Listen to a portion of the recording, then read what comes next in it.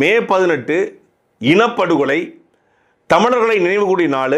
இந்த நாளில் போய் இந்த புதிய அரசு குறித்து விமர்சிக்கணுமா, விஜயவர் குறித்து விமர்சிக்கணுமா என்று சில பேர் சமூக வலைதளங்களில் அண்ணன் சீமான் மீது விமர்சனம் வச்சிருக்காங்க.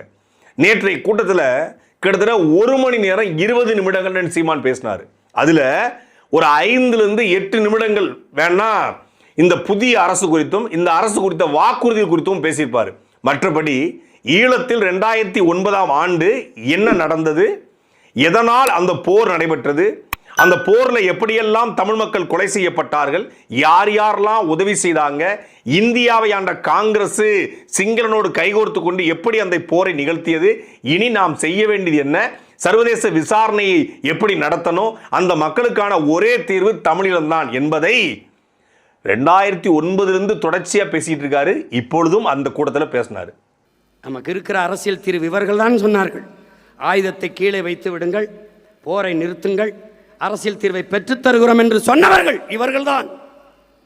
இந்த பன்னாட்டு சமூகம் எல்லாம் இன்னைக்கு ஐநா பெருமன்றத்திலே போனால் இலங்கையிலே நடந்தது இனப்படுகொலை அல்ல, ஒரு போர்க்குற்றம், அவ்வளவுதான்.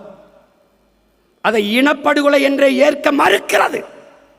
காரணம், இங்கே இருக்கிற அதிகாரமும் இந்திய ஒன்றிய அதிகாரமும் நமக்கு எதிராக இருக்கிறது. தமிழர்களின் தாயக விடுதலையை தடுக்கிறது.